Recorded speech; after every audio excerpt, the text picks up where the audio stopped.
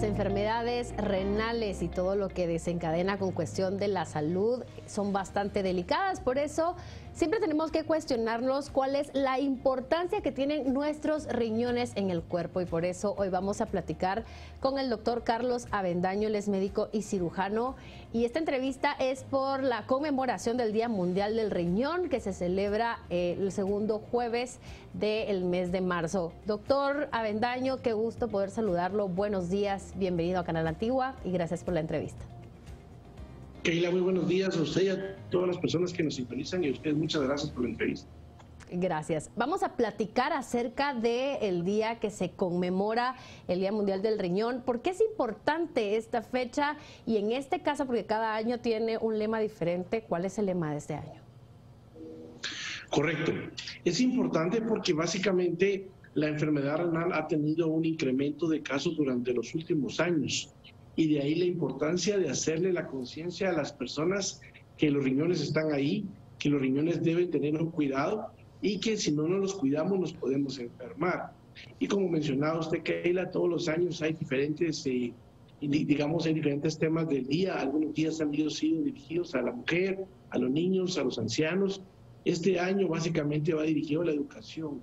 Y es eso, o sea, disminuir la brecha que existe en la educación, porque la gran mayoría de personas no conocen lo que es la enfermedad renal, lo que puede traer consigo la enfermedad y por supuesto mucho menos cómo cuidar los riñones. ¿Cuáles son las causas o a qué se debe que una persona pueda desarrollar una enfermedad renal? Realmente las causas, son muchas, pero si vamos a nuestro país básicamente las podemos definir en tres. La primera es diabetes. En Guatemala tenemos una cantidad muy grande de diabetes. Más o menos de cada 10 personas que se enferman de los riñones, 6 o 7 de estas personas son diabéticas. Luego, la segunda causa es la presión elevada, porque los pacientes, pues obviamente la mayoría de ellos no saben que tienen presión elevada y cuando lo saben toman sus medicamentos, pero algunas veces no alcanzan la meta que se espera o los valores que uno espera para que la presión se pueda llamar controlada. Y tercero, usualmente si vamos al área endémica de nuestro país, donde más enfermedad renal tenemos, que es en el área de la costa, existen diferentes factores que se están estudiando, como es el clima, la deshidratación, la automedicación, el tipo de alimento, el peso y un montón de factores que influyen en que el paciente pueda desarrollar enfermedad renal crónica. Vamos a platicar acerca de la edad, porque muchas veces se cree que padecer de enfermedades como los riñones se debe a una edad más avanzada. Sin embargo, vemos a niños, mujeres jóvenes, hombres jóvenes que padecen enfermedades renales. Correcto, así es. Realmente la enfermedad renal no tiene edad para presentarse, como hay múltiples causas, ¿verdad? Por ejemplo, usted mencionaba en los niños, usualmente en los niños casi siempre las causas son congénitas, eso, y casi siempre son por problemas anatómicos. Entonces, en los niños, ¿qué tenemos que tener atención? Que no tengan infecciones urinarias repetitivas, porque si tienen infecciones urinarias repetitivas puede ser que este niño tenga alguna alteración anatómica que favorezca la enfermedad renal. En los jóvenes, lo que vemos muy frecuentemente el día de hoy son el consumo de medicamentos sin ninguna prescripción o sin ningún cuidado de lo que trae consigo, la poca hidratación adecuada que tenemos y el uso de bebidas energizantes que lo que hacen es incrementar la presión arterial, deshidratar al paciente y en muchas ocasiones pueden favorecer la enfermedad. ¿Usted nos podría decir cuáles son las etapas de una enfermedad renal crónica, por ejemplo?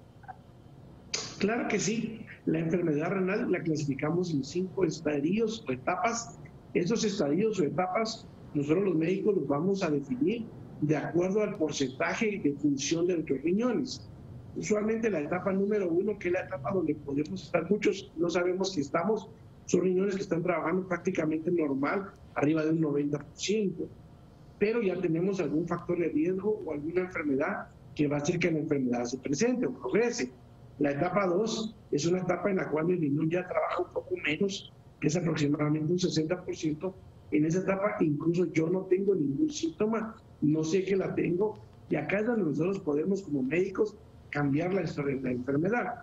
Cuando no lo conozco, llegamos a la etapa 3, que es donde encontramos a una población bastante grande en el mundo, que son riñones que trabajan más de 30% y que usualmente aquí empezamos a presentar síntomas como puede ser anemia, presión elevada, inflamación o edema en los pies o hinchazón en los pies, alteraciones de los huesos, cambios en los laboratorios, y si no la buscamos o no la tratamos ahí, podemos llegar a una etapa 4, que ya es el estadio antes de llegar a la etapa final, que es cuando ya en la etapa 5 llegamos a la etapa final, que es cuando el tratamiento requiere ya una sustitución a través de la diálisis o un trasplante de riñón. Ya lo mencionaba, doctor, que hay personas que nacen con este tipo de enfermedades y hay otras que las desarrollan conforme el tiempo. ¿De qué manera yo puedo proteger mis riñones? Es decir, por ejemplo, ¿qué tipo de alimentos debo y no debo consumir? ¿Cómo protejo los riñones para evitar estas enfermedades? Correcto. Si yo soy una persona sana, yo puedo comer de todo. Y lo que yo debo hacer es comer con una adecuada cantidad y moderación. El problema siempre en las enfermedades es el exceso. Entonces, en este caso, yo puedo tener una adecuada alimentación balanceada, una cantidad adecuada de carbohidratos, proteínas y grasas, pero sobre todo una buena hidratación, que voy a estar muy bien. El problema es cuando ya tengo una enfermedad renal. En ese momento, y yo no lo sé que la tengo, si yo consumo una alta cantidad de proteína, principalmente proteína de origen animal, que es todo lo que tiene que ver con los derivados de la carne y la leche y huevos, yo puedo hacer que mi enfermedad progrese. En el caso de los jóvenes, tenemos hoy en día que muchos jóvenes pues quieren estar muy musculosos, y empiezan a suplementarse con proteína en polvo, y a eso le agregan proteína en la dieta y se hidratan de una manera ineficiente. Entonces, de esa manera es como usualmente pueden lastimar los riñones. Entonces, una buena dieta balanceada, una adecuada hidratación y una cantidad de ejercicio muy, digamos, adecuado a mi edad, eso puede favorecer a que mis riñones estén sanos. En cuanto a las estadísticas renales, doctor, en Guatemala, ¿cómo estamos con esas cifras? En Guatemala las estadísticas que tenemos son de la cantidad de personas que tienen una enfermedad en estadio final. Realmente en estadios iniciales, debido a que no existe un adecuado registro y tenemos un subregistro y que también las personas usualmente no consultan, no tenemos un dato real. Cuando hablamos de personas que están en diálisis, nosotros tenemos aproximadamente 10,000 pacientes que están recibiendo diálisis en este momento, en algún tipo de diálisis que hablemos, ya sea en lo privado, ya sea en el Seguro Social o ya sea en salud pública.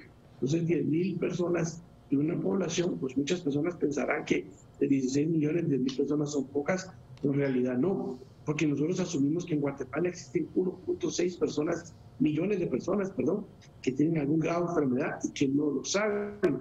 Y el problema es que de ese 1.6 millones de personas, solamente un 10% de ellas van a sobrevivir a la enfermedad y van a llegar a la diálisis. Muchos de ellos van a fallecer antes de eso por complicaciones que pueden ser prevenibles si diagnosticamos y tratamos la enfermedad renal antes de tener complicaciones. Doctor, ¿y cuáles son las pruebas que se realizan para evaluar si los riñones están funcionando correctamente? Correcto. Usualmente realizamos 2 estudios muy sencillos. Uno es el examen de orina.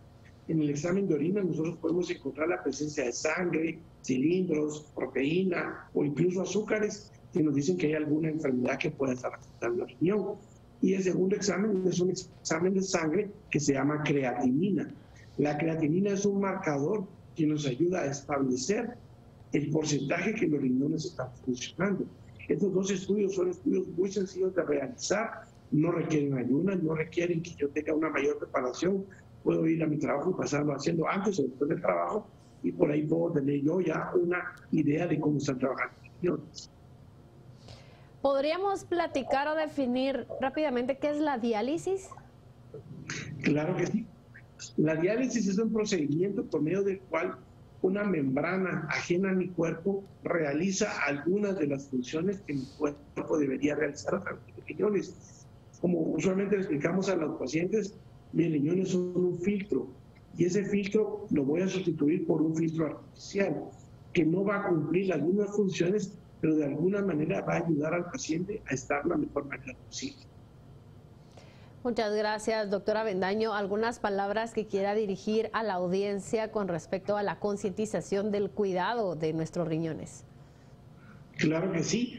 Importante, Keila, como usted mencionaba, la enfermedad renal es una enfermedad silenciosa, no la podemos saber si no la buscamos. Entonces, la idea del Día del Riñón es concientizarnos, saber que una vez que la enfermedad empieza, es irreversible, pero podemos enlentecerla y juntos podemos vencer la enfermedad. Y no podemos dejar atrás, doctor, el tema económico, que también es bien importante. Sabemos que padecer de una enfermedad renal es bastante caro, sobre todo en Guatemala. Así es, correcto. La enfermedad renal, lamentablemente, es una de las enfermedades más caras. Después de las enfermedades oncológicas o el cáncer, es la segunda enfermedad más cara que existe. Al mes se calcula que una persona que ya tiene enfermedad en estadio final y está en diálisis, si ella tuviera que pagar su tratamiento, estamos hablando de un costo aproximado mensual que ronda entre los 15,000 y 20,000 quetzales al mes. Muchísimas gracias, doctor, por esta entrevista, por sus aportes y gracias por su tiempo para estar con nosotros y con la audiencia. Mucho gusto, encantado. Igualmente. Vamos a continuar con más información. Importantísimo cuidar nuestros riñones, sobre todo por nuestra salud, saber alimentarnos de una manera adecuada y mantenernos hidratados. Continuamos con más temas con Joaquín Samayoa. Así es, vamos a temas de salud, Keila, pero en Estados Unidos, y es que hay una cifra que está alarmando a los expertos.